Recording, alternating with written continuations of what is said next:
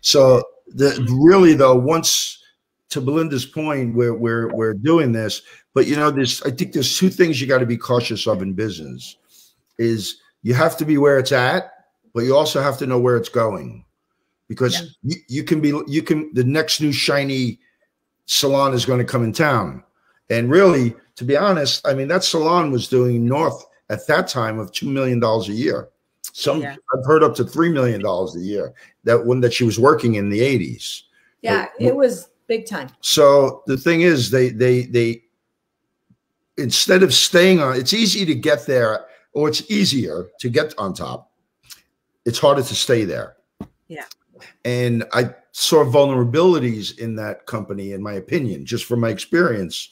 And I just thought they quit paying attention, and they were riding on their laurels of they were the thing, man. There's no doubt, but they left cracks open.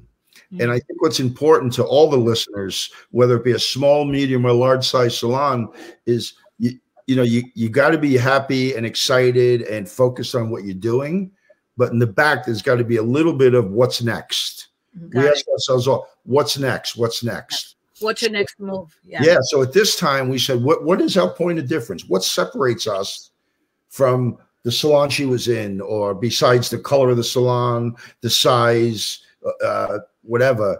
There's kind of no points of difference. And I challenge every salon owner listening is, what does separate you from the closest 5 salons to you? Mm-hmm. Because it isn't just going to be a great haircut or a great hair color that's going to make the difference anymore. Everybody does great hair. Right. You know, it's got to be the whole package. Yeah, I can remember back in the day, and I'm going somewhere with this, because I can remember when I would see somebody's cut and color, and I would know, like, wow. I would know it was from our salon 20 years ago. Yeah. Now I see a great cut and color, and I ask, and they name a salon I never even heard of, and it's in our city. Mm-hmm. So it's not going to just be great cut and great color that wins today. We got to pay attention to detail. So we made a decision to pivot. While we were on top. When's the best time to dig a new well? Is when you have water in the well you're using. You don't wait till it gets empty, right? Or dry up. So now you decided to pivot. What was the pivot that's going to separate you from the rest? We chose to departmentalize. Okay.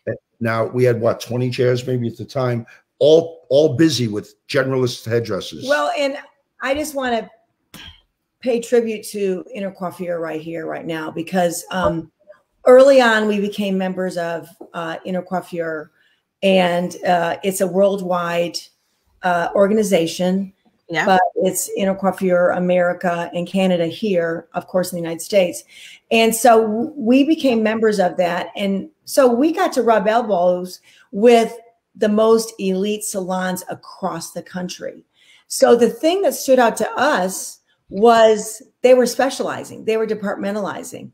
And what year was that? What year was that you noticed that that's really important to do? 88. In the 80s, late 80s, 88, 89. Yes. Right. We said, we gotta make the move to do that. And it took a lot of courage to make that move, because you can't imagine when we did make the move, how many clients said, nope, not coming back here. I want my girl to do everything. My guy to do everything. But it was a decision. You took a decision, and you that decision. Yeah. We knew it was right. We knew it was right for us. It's not right for everybody. It was right for us. So I want to just, I really love what you just said. And I want to just speak to the audience. And I want to say what really stood out for what the two of you just said is that it was right for you. You had an idea.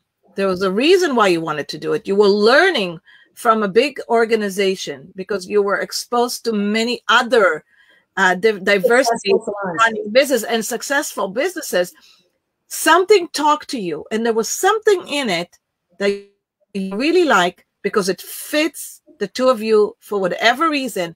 That's what you wanted. Mm-hmm. So you created a business. You created a business that was working for your wanting, for what you want out of the business. Is that right? Exactly. Yes. Okay. And what we were doing was crazy amazing. And then now you want to shake it up and you want to turn it upside down? Yes, we did. And it took a lot of courage to do that. But what are the benefits that you saw from it? What were the benefits of making a decision like this? Like, go all in, play all out. What benefits did you get from it? Well, our goal was to set ourselves different, apart from everyone else. Well, and I think it speaks to excellence a little bit different. You know, when a local magazine came and interviewed us when we did this, because it was a point of difference, but it was also like it created a lot of noise. It was good. It was good, but you know, it's easy to go back on your thoughts when you hit a few road bumps. So sticking to your vision is important as well. But one of the quotes that we had in the magazine, and only because I remember they made headlines out of it, because we were trying to explain what one of the benefits would be. And one of us made the comment that heart surgeons don't do brain surgery, right? So we were putting it out there to make it clear that if we're going to be market leader, that was our true intention, is to own market share and to own heart share from the consumer. Well, and at that time, people were really switching over from general physicians to specialists.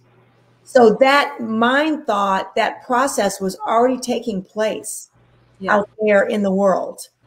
And so we just said, we believe that. We believe that in our business also. So to answer your question, the one of the benefits was that we had a point of difference. But one of the upsides is training takes less time, because now you're only training one area, right? And then you can go deeper into that and hopefully truly specialize and specialize in it, right? Also, the other thing was to protect our business in a way, because if you and Belinda, if you cut and she colors and you have a client and she loves both of you, and Belinda chooses to get out of the business and move to Florida, she's already connected to somebody else in the salon. So it's not like, oh, my hairdresser's gone. It's like, okay, Ronan, who should do my color now? So it creates a little more of a higher percentage of brand loyalty, providing you're doing it well. Absolutely. You know, Frank, I've always used that analysis. And by the way, this is how we ran our salon in the same way. I always use the brand analysis. When you call to your general practitionist, you can always get in. But when you call to a specialist, you have to wait months to get in. Months to get in.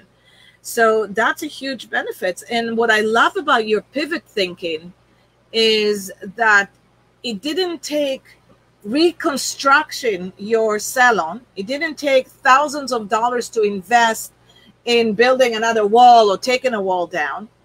It was a brilliant, profitable thinking. You were thinking within profit. You were thinking about, what can I do that doesn't require so much funds and so much time to make a change, so we can have the benefits of what you guys had. You know, Rodi, you said the word profit. And I don't think enough salon owners base their decisions on profit. I think, because when you look at specialization, every chair is being utilized and maximized. When Belinda was a generalist, she would do 30 people in a day, but she would need 3 and 4 chairs to do it. So she was taking up a great portion of the salon.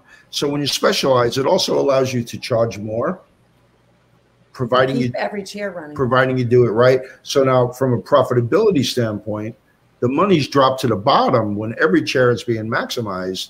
You know, the most salons and you know, I've been in the consulting business for many years, had a business management company along with our partner, Scott Massad, and we analyzed many salons in North America. The average salon runs about 65% occupied. That's a third time the chairs are down. And 65 is average. I mean, there's some that obviously do more, but there's some that are 50%. So when we saw the model of productivity, which adds to profitability, absolutely, then that also made a whole lot of sense. So it was strategic. But the other part of it is we didn't do it overnight.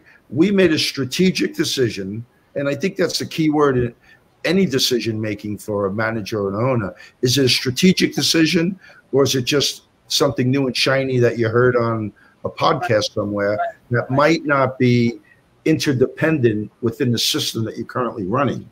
I love what you're saying. I think both of you are so wise in looking at the opportunity and filtering towards profitability. Is it profitable? Is it a smart decision to do? You're aligning your life goals with profit, and then you make a decision with each and one of them towards the profit.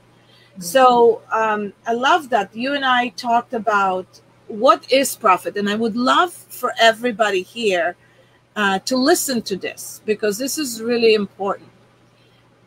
I'd love, Frank, for you to repeat what we were talking the other day about profit.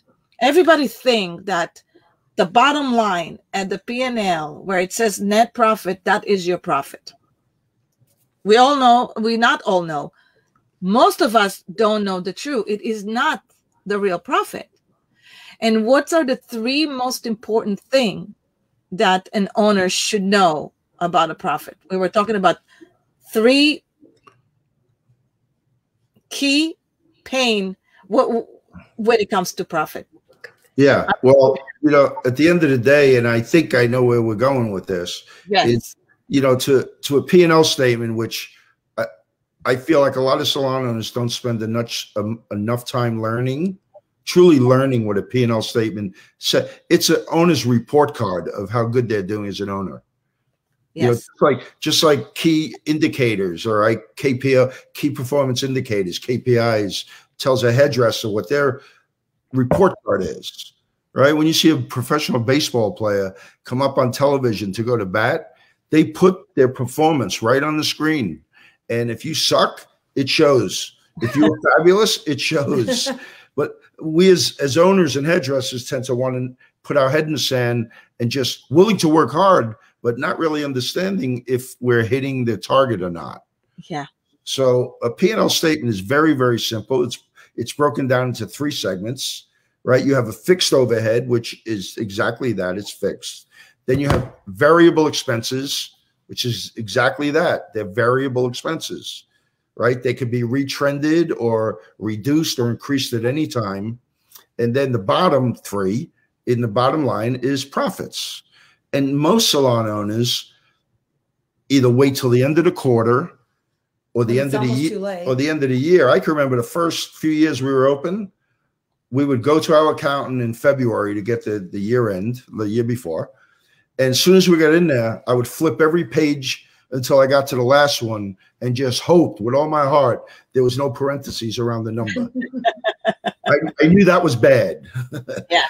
So when you look at the Fortune 500 companies, and we look a lot into outside the industry to get our information now. Yeah. As you know, after many years, you get a little bit more sophisticated by talking to successful business people on really what not to do more so than what to do.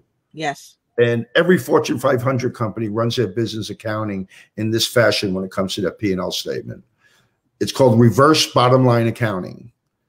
And what they mean by reverse bottom line is instead of it being on the bottom, it becomes the top line as a bill. The first bill in fixed expenses, not variable. Variable would mean if we had a good month and there was something left over, we'd pay.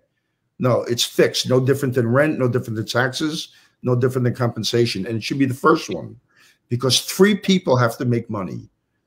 The stylist has to make money, the salon owner has to make money, and the business has to make money. Because you can't be financially vulnerable and protects people's income and their family's compensation and lifestyle if we're not running a good salon. Yeah.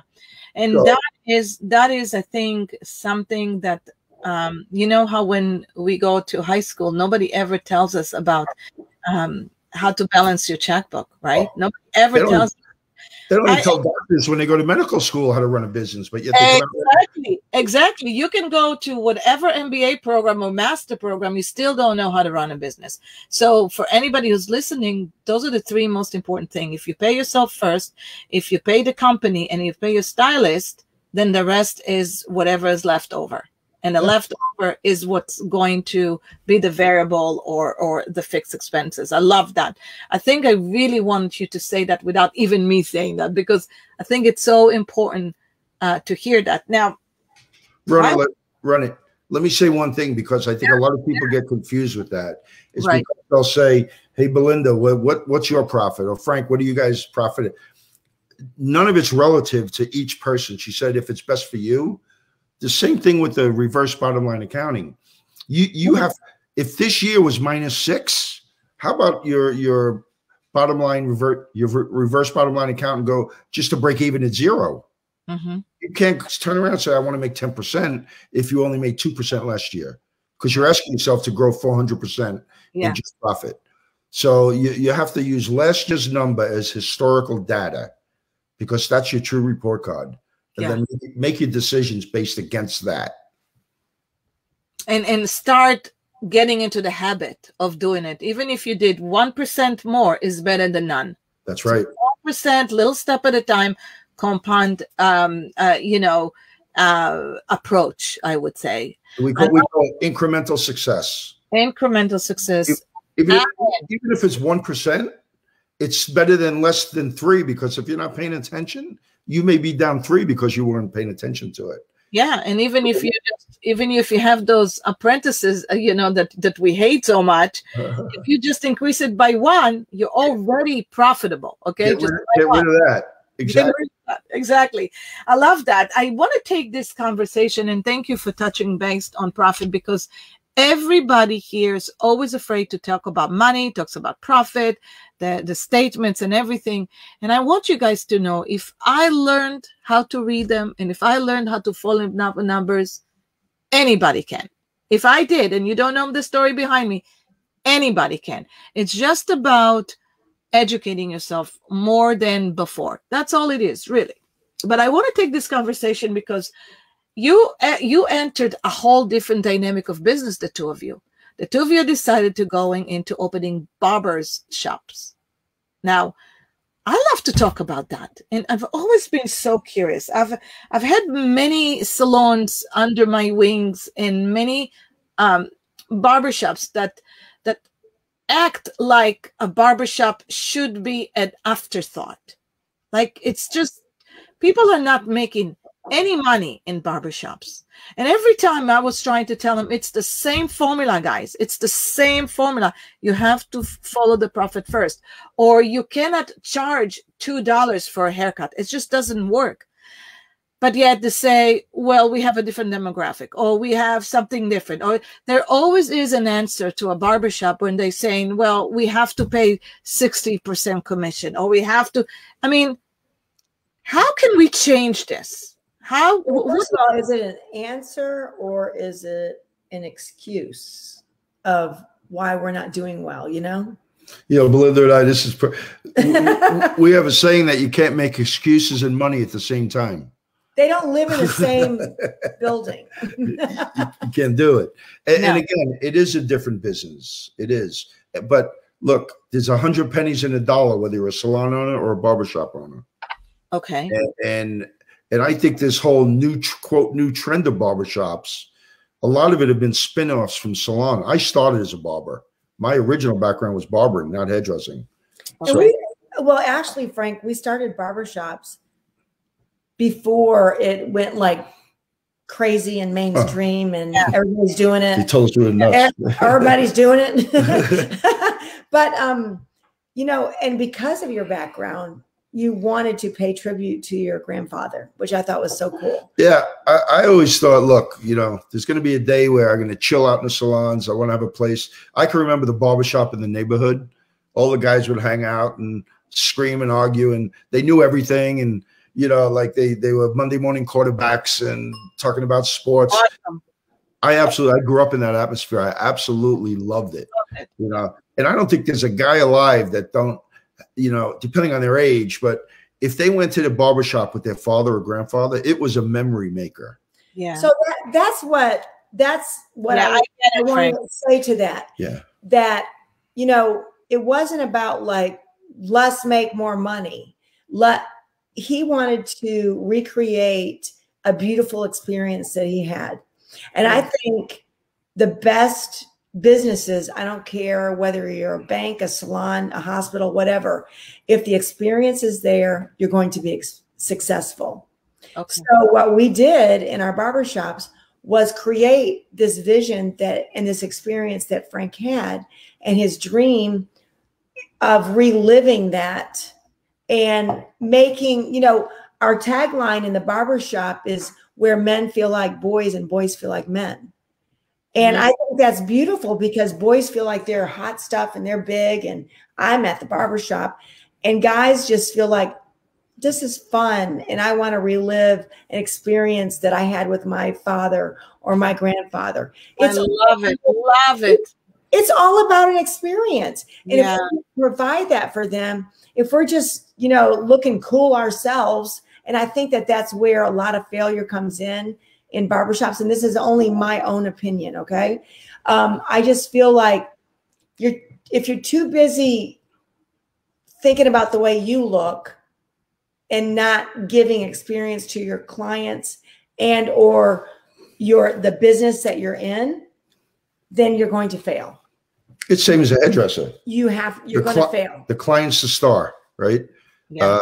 But the thing in the barbershop, I mean, whether you're cutting men's hair or women's hair, it's, you know, there's people that are in real estate and some are in residential real estate, some are in commercial real estate, just like we were talking about with doctors before.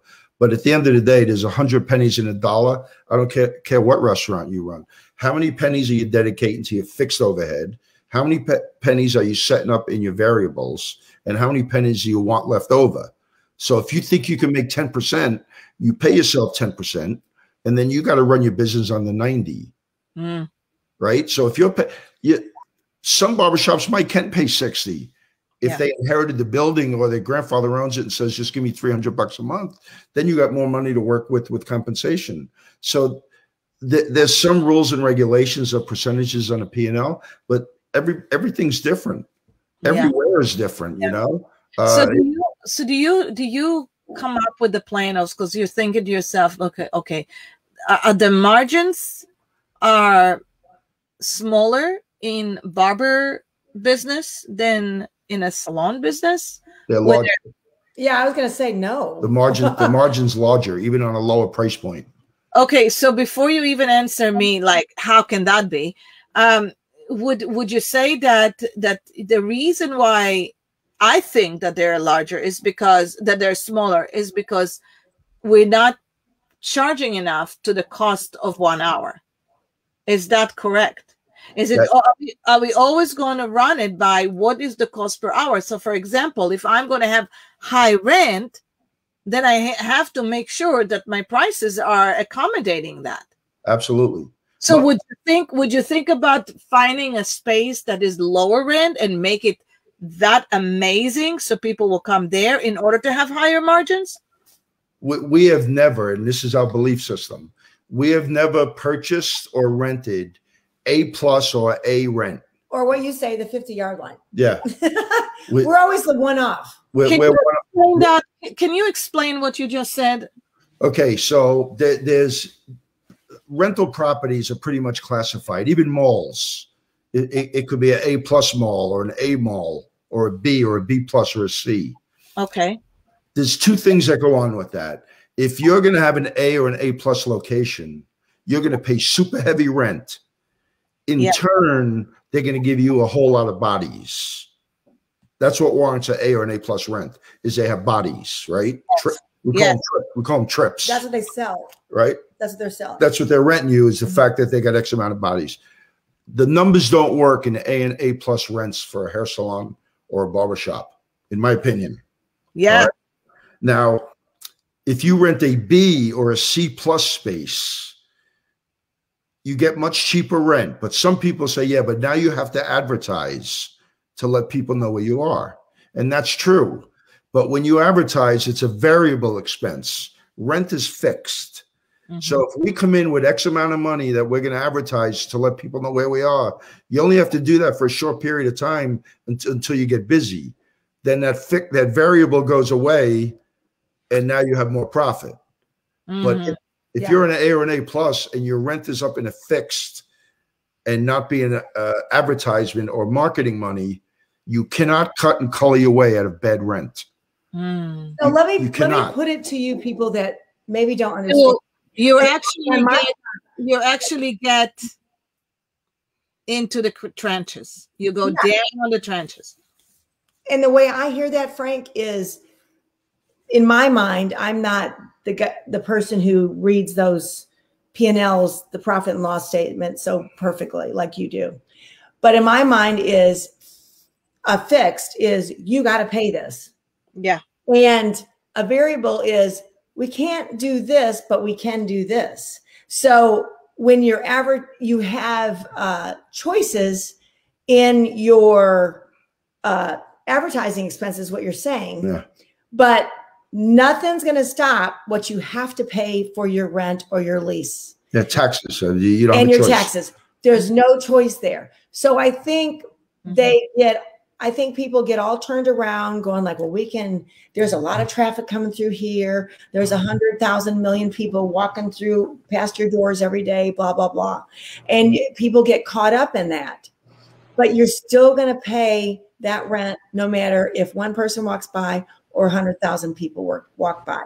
But you can change your thoughts on less rent and more options to advertise. If I can't afford advertising, big advertising, I can go social media. So I can pass out flyers if I have to. I mean, there's options. Well, variables are options. Yeah, even to take that to another level, Rona, the difference in renting versus purchasing. Yes. Right. So if I rent incrementally each year, my rent's going to go up. If I have a 5-year extension, that rent's going to be higher. So it's escalating upward as time goes on. If you buy, your mortgage goes the other way. So now we're in the business 30 years, right? We're in the process of owning a lot of our real estate. So we could pass that on to more advertising. We could pass that on to paying higher per hour, which we're probably going to have to. But we could pass that on to higher commissions, as opposed to being so choked by higher rents over time that you really can't throw the money at the part of the business that needs it. I'll give you a perfect example of an A+ rent. I was in Florida consulting with a salon owner one time, and they were going to take extra space to open in makeup. Now, that sounded great. They're a good little salon, but the makeup has never really been overly profitable in hair salons. Right. And I said, well, this is awesome, but where are you going to get your clients from? He says, you see that right over there? That's where. It was an Outback Steakhouse. Okay. I said, now, wait a second. First of all, if you do your homework on the Outback, they don't serve lunch. So they open at 5 o'clock. People that come at 5 o'clock to 9 o'clock to have dinner are not coming to get their makeup, even if it's 50 feet away. Yeah, they're coming to get their steak. That's it. And that's it. You got nothing to offer. Okay. Yeah. They went ahead and did it, and a year later, it became a nail salon. Some leasing agent killed it on his story. So what was going to happen for him? So that just because it brings bodies, is it targeted, marketed? We just helped a injectable woman the other day. They had 2 places to rent from. One was higher than the other, and typically I would say low rent, except the mix of tenants was a hair salon, a nail salon, and a very good massage therapy salon with 3 other stores in that complex of only maybe, and a good restaurant, maybe 6 stores in that place. That was worth more paying rent for, because the people coming to those other businesses were target marketed clients. Yeah. You see, so in that case, it was worth $4 or $5 more per square foot. So the next lesson that I'm listening to you to, and I'm saying, and by the way, we have major comments on Facebook. They're loving this conversation, so keep it going. So are you guys good with your wine? How are we doing? Do you need some more? I need some more wine. And hi, everybody on Facebook. You gonna get more wine? I'm getting more wine. I'll be right back. Well, being that she's getting, I was nursing this, thinking I only had a little left, so I'm going to finish it. Well, you know, this is why you get 2, okay? Now you understand. So here's the thing is for everybody is like, you know, what you're saying is, listen, guys, whether you are just starting your business or whether you're in the middle of it and you have not done well because you don't see the result that you want to see when it comes to profitability, the most important thing is you got to think with an intention. Yes. We got an intention. You start with a dream, and then you have to put of like, what do I want this business to do for me? Like, what is it going to do for me? And then you have to understand the numbers so you can align those goals that you have, right, within the profit that it comes with. And so what you said is you have to know what target market you want to work with. So that's another thing that when you design your salon is who is going to be your ideal client. Well, a price point dictates that. I think the most versatile salon are salons that have different price points, because typically your price point dictates your target market. So, you know, I almost think of it as we have a lot of staff that rent their own apartment. Then we have some staff that bought their first home. Then we have staff that are either buying their second home or building a home. So if that's the level they're living in, you want to make sure you have all three of those categories on your staff, because now you're attracting people that can afford a $40 haircut. You attract people that can afford a $60 haircut, and then you can afford people that can charge more. And that's just the numbers are relative, right? But it's not a brand where every haircut is $60 because you're limiting who can be your consumer. And chances are you're limiting who can be your employee. Don't you think? Yeah, that's a good analogy. Yeah, because that's what it is. Garden, upper, penthouse. Yeah. First class, coach, first class. I mean, I like it. Small, medium, large. Right. It's just night day. It goes on. Every business has, if they're smart, they have a choice. Yeah, I used to think, you know, tattoos and eyeball piercings and everything else. It was like, well, that's not really our brand. I love it. It is our brand because there's consumers that want, like attracts like. Yeah. We want somebody with tattoos and blue hair. We want somebody that dresses very conservative, that wears a French bun. We want a guy that has a regular hair. We want a guy that's his hair is shredded to looks like it was cut with a broken Coke bottle. And you do attract what you are. Yeah. So if you're going to be more things to more people, the common denominator has to be excellence, right? Yeah. But at the end of the day, let's make it a melting pot. Yeah. No, I love that. And this is, by the way, what we're doing right now on this live. So and I want to bring that back into that whole concept of the fear behind prices. And, both you and I, we said at one point, we said, there's so much you can raise your prices. And we're talking about COVID time right now. There's so much that we can raise our prices, but yet I would say that still 80% of our industry, salons and barbershop, are still lacking the movement of raising prices. They're afraid. They are just shitting bricks about prices. Okay. And then, so how do we convince them? How do we influence them to think that, listen, if you're not going to do it, you're not going to stay open, period.com. What can we do? And if you will do it, you might lose some clients, but then you'll get some new clients. Am I just speaking to an air? Is that correct? What is your perspective in that matter? I believe you're right on. One thing I always tell people is, if you're afraid of raising your price, then there's got to be a reason behind it. So what is that reason? And the reason is usually I'm not doing everything I can do to create a beautiful service and a beautiful experience for my client. And I'm going to go back to it every time. It's all about experience. Let me just give you a scenario that's totally not even in our industry. Frank and I are getting ready to build our dream house, and we're so excited about it. We can't stand it. And of course, I want it done today. No, last Saturday you wanted to move in. Yeah, let's get this damn thing going. By the way, is there enough room for an Airstream when we come in? Yes, of course. Yeah, there really is. There really is. By boat or by land. Yeah. So what's crazy is we had this beautiful property for the last 22 years on the water. It was incredible. Everybody loved it. We loved it. People said, why would you sell that? I mean, that's how special it was. Yeah. And we said, you know, we have 5 kids. We're like downsizing. This property's huge.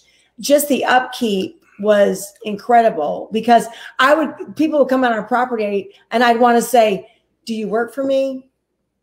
Do you, are you related to me, or are you getting ready to rob me? That's how big it was, because people were in and out of this property all the time.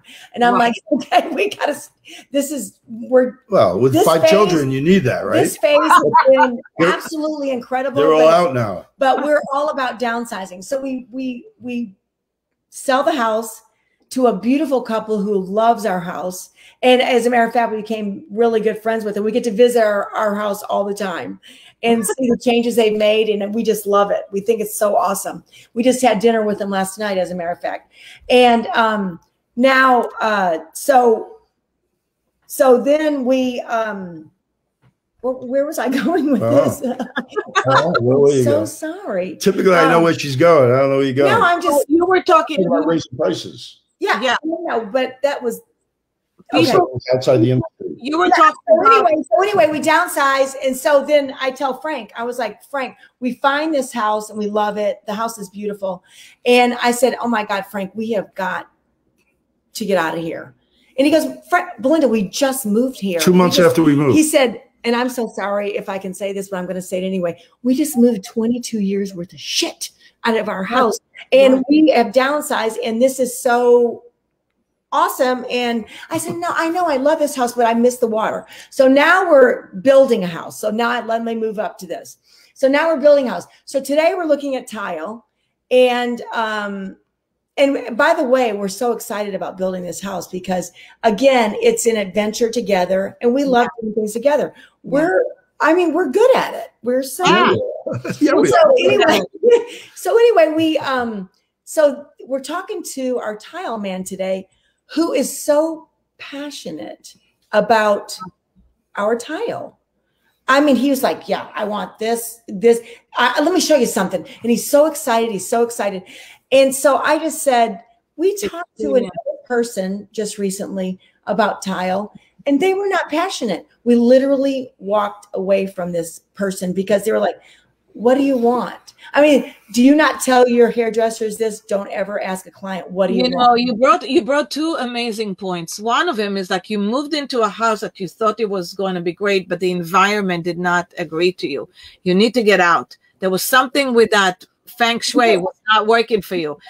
You know, maybe, Karen Gordon saying, okay, it's the red wine. That's what she says. We're like, no, Karen. No, it's not the red wine. I've just got so much that I want to share that it's not the red wine. Karen, stop it. Karen, I absolutely love it. Karen and I understand the wine is challenge. Karen drank red wine. Karen drank red wine in that house. At our house, yes. At that house I'm talking about. So, but what I'm saying is, so today, I just realized in our business through this tile guy, he says, I'm so passionate about what I do, and I want to give you the best of what I have and my knowledge. And you could see it in his face, how excited he was to talk about tile. If we have hairdressers that just sit there and go like, hey, what do you want? What do you, I mean, why would somebody stay with you if they're not having that passionate experience? And why would they pay more money? Hence, yes. That's why you're afraid to raise price, right? So it goes back to raising prices. You've got to be that person who is giving that total experience. And people who are afraid of raising prices, they're doubting their total service. I totally believe that. And it's okay. And it's okay even if you think that you are giving. But here's the thing about giving what you think is an amazing, okay? Because it's just like one definition. Yeah, it's just like when you're looking at the mirror and you looking at this is like, did I put 2 extra pounds or did I lose 2 extra pounds? So it's whatever your brain wants to tell you, right? To me, when I look at the mirror, I always think about, I need to lose 2 more pounds. I need to lose weight, you know? And then I look 10 years backwards and I'm like, wow, I look so skinny. And I thought I was so fat then, right? So here's the thing. It's what your brain is telling you that is normal. Elevate that to the next level, right? Yes. Because if your customers are so are coming to you for the past year, then that means that you need to go to the next level, because then what you have done become normal. So you need to go to the steroids onto the next level. Well, and you mentioned that earlier, always thinking about the next level. Yeah, well, when you talk about, that's why, you know, key performance indicators, the client tells you when to raise the price. Yes. Not the owner. The client tells you when you have X amount of productivity, you have X amount of client count, and you have X amount of average service ticket. The key is to lose. You want to lose X amount of clients to make room for new clients at a new price point. Yeah. This way you're constantly incrementally growing. And if somebody's not willing to come to you for 5 more prices or $5 more on a price, you say, look, I understand. That's no problem. Let me recommend someone to you that is a less price point. And then that's where the level system plays an important role. Yeah. So you trade them down, you oversee it, but I'm sorry you can't celebrate in my promotion, because we don't say we raise prices. We say Ronick got a promotion and we advertise it. We do it with balloons. We do it a thing on the mirror, promotion. And this way, what's the client? 9 out of 10 clients are going to congratulate them on the promotion. So do you do that promotion about a month before you change the prices? Oh, we got a whole story on that, Ronick. Okay. I used to say, Belinda, we have to give people 6 weeks notice before the next pricing. She says, why? Yeah. I said, because the pushback will be terrible. So we had 2 people getting raises at one time. Now, men and women tend to think different sometimes. I don't know about your house, but we do. I don't know. Bill is outside, not with us. Okay. So we had one girl that was afraid to do it on the spot, which was my girl. Belinda's girl was like, hell yeah, I'm ready.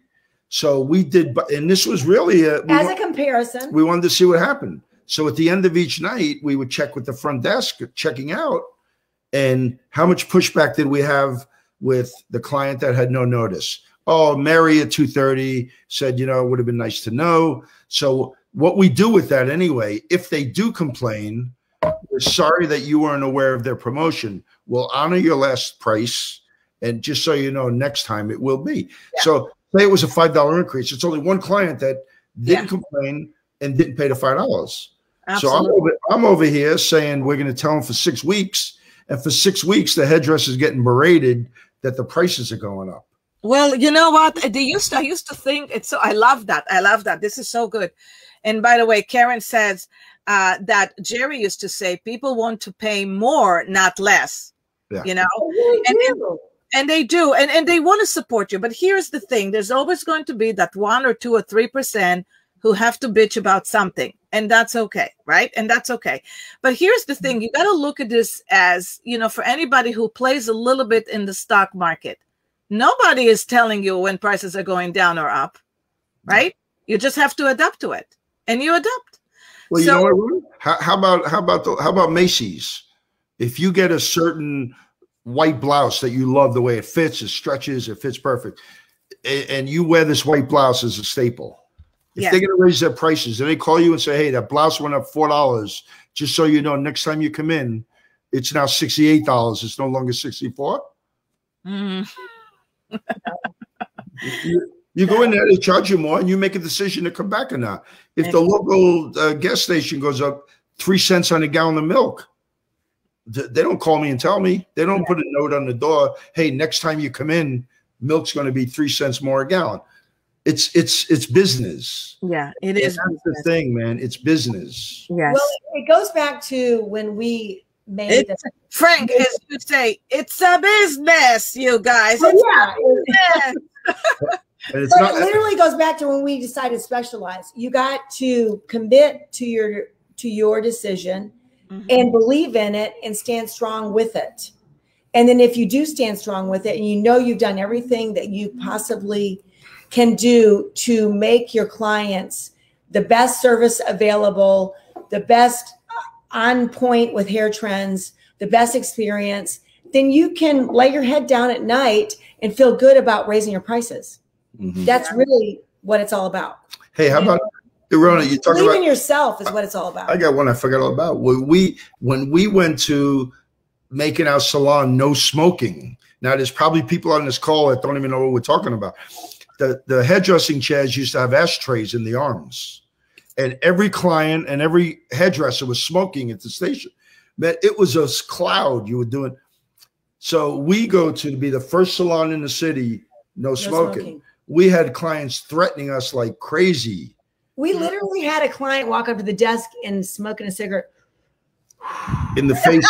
I will continue to smoke here. What? Yeah. Yes. Yeah. Blowing in your face. Yes. Wow. But again, if you're going to be excellent, you have, you know, what is the practice and the criteria? Yeah. You know, it's another thing that I'm learning today. The I can't believe that. That's crazy. But there are crazy people. There are crazy people out there. But what I'm learning from another few things that I'm listening to you is when you commit to your idea, just go all in. Don't second guess. Go all in. And if you made a mistake, you'll learn from it. But just go for it. Just make it. Exactly. Well, you're going to have clients that just like, again, I'm using the example of specialization. Clients came to us and said, I'm going to another salon. I want one person doing my hair.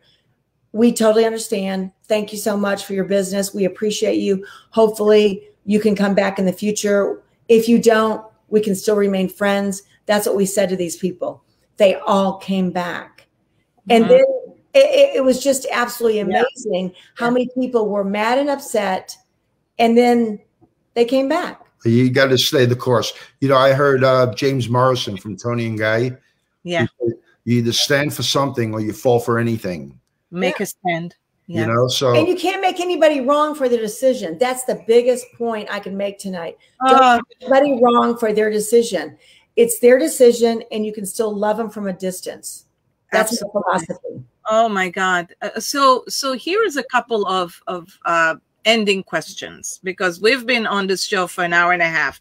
Just so you know, this is okay. This is nothing to do with the two of you. It's everything to do with me. Okay? It's the longest show in history.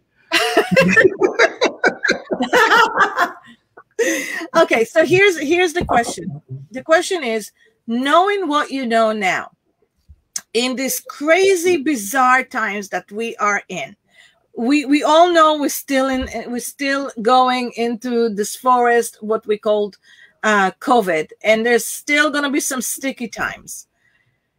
Looking backwards, what are the things that you can take from your history of what not to do? What are the things that you can tell our audience about what not to do?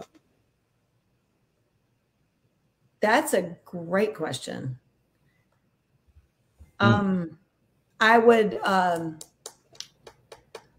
choose your partners carefully. Woo. Yeah. Yes, definitely.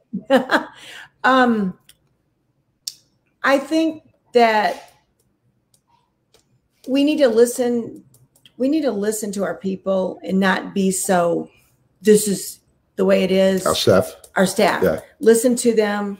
Our staff along the years has made some really great changes for us, only because we were open enough to listen to them. I have been in salons where I've taught salons, and I really noticed the owners being closed-minded. We can't be closed-minded to our people who are growing in this business and actually changing it as they grow into it. I mean, if you think about it, we have 5 different generations all the time in our salons. So we've got to pay attention to Gen Z all the way up to baby boomers. Yeah. And that's our salon. I don't know about you guys, but that's our salon. We have everybody. Yeah. But these kids that are growing up in the business and they love it and they're passionate about it, we've got to understand their needs and not just put them in a box. That's it. Well, I tell you a perfect example of that, Belinda, is, you know, people keep saying millennials. Millennials just turned 40. So it's not millennials no more. You know what I mean? And it's those extra generations, and then Gen Y, right? I mean, yeah. So it's a great point. I think for me, to what not to do is, I think a lot of times hair salon owners tend to have a gun to their head by the staff, and fear of making a decision that they believe in gets put to the side. So what's the barometer? What to check yourself to make a decision that you can believe in, right? What's the litmus test for that? And I think it's really simple. We call it the triple win. And I say it's simple. I don't mean it's easy. Right. But I think it's very simple to understand, and it took us years to get there. Whatever we're going to do, does it fulfill the triple win? And that is it right for the salon? Yeah. Is it right for the client? And is it right for the hairdresser? And there's no order of that. They're all equal. Mm-hmm. Yeah. If it's right for the salon, it can't be right for the salon at the expense of the hairdresser. Right. It can't be right for the hairdresser at the expense of the consumer. Yeah. So is it right for consumer? Is it right for salon? And is it right for staff? Yes. And you can say yes to all three of those things. You can hang your hat on that, because you don't have to then question. Did you ever hear of Mrs. Fields cookies? Yeah, I do. I wear them very well. Yes. Okay. So Mrs. They're so good. Mrs. Fields. I can smell them now. Back in years ago, 20 years ago, they were interviewing her, very similar to this, and they asked her kind of what's one of her best practices, or what's one of her belief system, and she said, "I take as long as I need to make a decision. I will wear it out, think through it, but the minute I make it, I never second guess myself." Mm-hmm. Never look back. Then you start going him-ha, and then you're blowing with the wind. So I think at the end of the day, if we can make decisions that we believe are a triple win, we can look our staff in the eye and say, "I believe this is best for you." If a client questions it, you can say, "I believe this is best for you." And when you have a partner, you can say, "I think it's best for us." Yeah. Oh, I love that. It's so good. Even Kathy says also the best thing you can give to your staff is the emotional support that they need, because you never know what they are going through at home. That is so true. This is true. Yep. Okay, so it's an honor to follow Candy a week later. Yeah. That's not an easy act to follow, I'll tell you that. She's amazing. Oh, well, I think we're all in this together, and mental toughness is needed right now. We gotta, like she said, we gotta stop complaining about COVID and use COVID as a silver lining to learn from it and be the best student we can be, and just move forward. And just like keep going, and Frank Falco will say, just keep grinding. We're almost there. Keep grinding. We're almost there. And if we're in this together, we're gonna be okay. We're gonna be okay. And I know it's hard. It's not easy. It's hard. And when you have small margins, okay, we all now need to start figuring how to elevate that, how to make our industry higher level of margins. That's the game now. So I think. So we got to go into that variable expense category and shape, slicing and dicing. Yep.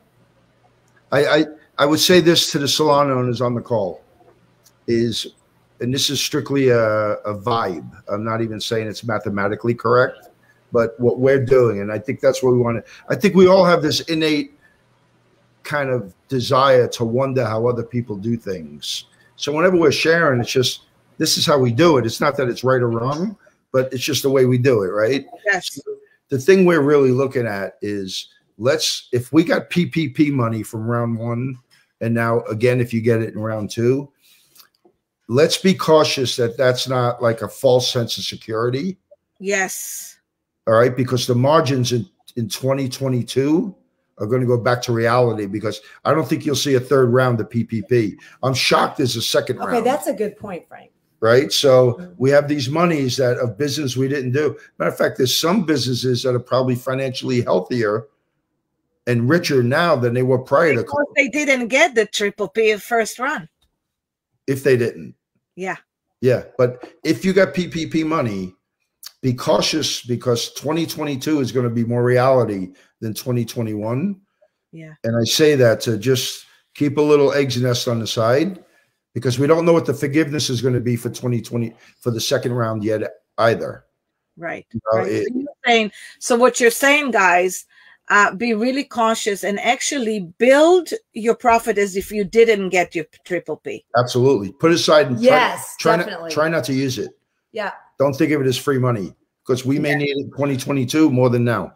And you know, just to let you guys know, I don't know about the two of you, and I feel like we kind of run on the same blood. Okay, that challenges for us is something that we like, and so I would say, guys, start thinking about 2022. Okay, maybe being a year of a complete adoption to the new norm. So therefore, your triple P money needs to be sitting on the side, right? It's like an adoption. Great advice. Yep. You know, it just, and I love that you guys brought it up. I was never even thinking about bringing it up, but that's brilliant and so need to be listened to. Mm-hmm. Yeah. I know. I say that because I know some people had to toss it around like it's free, and they're giving giant bonuses, and which is fine, providing you're not making the company vulnerable, because we're responsible for every staff person's livelihood. Yeah. So the word frugal is good. Frugal, which really should be anyway. You know, there's a saying in business, it's called the 3 S's. And it's really a stage that every person on this call is in. The first S, the 3 S's, the first one is survival, right? So that's how you start a business. You're just surviving. Yeah. Then we get to the second S, which is success. Okay. That's a false sense of security, because yes, it's basically cash flow. And, you know, we're using money from Peter to Paul. Right. And the third S is the one we're all striving for, and that's sustainability. Oh, okay. Sustainability. I love that. And the only way to behave and practice in sustainability mode is the same practices as survival, but with knowledge and money now. Got it. Wow, that's so good. I'm quoting this. Okay, you got it. This is so good. Oh man. And you know what? And if we take care of the health of the company, we take care of the health of everybody within it. It's a healthy place to be. Yeah. Yeah. It really is. We are the dream makers. As a matter of fact, not us. The company is the dream maker. Yes, it is. That's why it's got to get paid. Yeah. You know, what happens when the toilet bowl quits running? What happens when there's a leak in the roof? It's the most important role. You know, you can't go into if you go into your own funds, then you get bitter. I know a lot of bitter salon owners because they didn't run their businesses in a way that created a triple win. So here's the thing. There's a lot of companies like that. How about the statistics say that 75% pre-COVID, which really didn't change after COVID, are not doing and will not do well. So what will be the one advice, or maybe I'll ask it in a different way. Can we make a change? Even though our company is not profitable and what we're growing right now doesn't look so good to the future, can we change it? Even if we are 5 years into it, 10 years into it, can we make a change? I believe we can, because I believe COVID is a blessing in many, many ways. And one of the blessings is it's just making us all grow up and look at each other in a different way, love each other in a different way, and love what we do in a different way. I love that. Yeah. And if we look at it from that respect and realize and count our blessings in that respect, then we've got this. Yeah. You know, I think we're going to change whether we want to or not. Yes. I don't think it's ever going to go. I think if we're waiting to the way it was, we're kidding ourselves. It's not going to be the way it was. It don't mean it can't be as good as it was. Hey, we started off, we had the best January and February that we had in the last 12 years. And this is a 34-year-old company. Right. You know, it's hard to get with that much maturity. It's hard to get that kind of gain.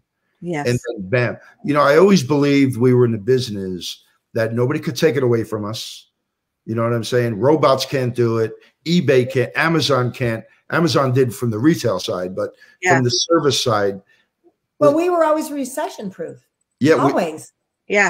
However, nothing affected us in the porn industry. Those two industries. Exactly. Right. Nothing However, affected us. they didn't shut down with COVID and we did. That's the difference. They elevated. Literally. Yeah, I guess this is the next business we can look into. Why not? You know, but to my point, you thought it could never be taken away, and it was taken away. Yeah, overnight. For us on March 18th, 2020, it was ripped right from us. Right. We had to lock the door with tears dripping down my face. My wife was in Egypt, and she was up and down the Nile River. She's up and down the Nile River, like doing yoga. And I was wondering in Egypt why everybody was fighting over toilet paper. I was like, what's going on? I bought toilet paper from Japan. I was afraid. No, you bought it from China. China. And they were this The roll was this big. It had about 11 sheets on it. Wow. You know, it's so funny. That was the biggest problem at that time. I mean, we were coming from, like, when I was over there, you guys knew what was happening, but I thought you all had gone crazy. And I was like, what is going on with everybody at home? This is unbelievable. I told them that's not how they were reacting in Egypt at all. Because we closed prior to the mandate. Yeah.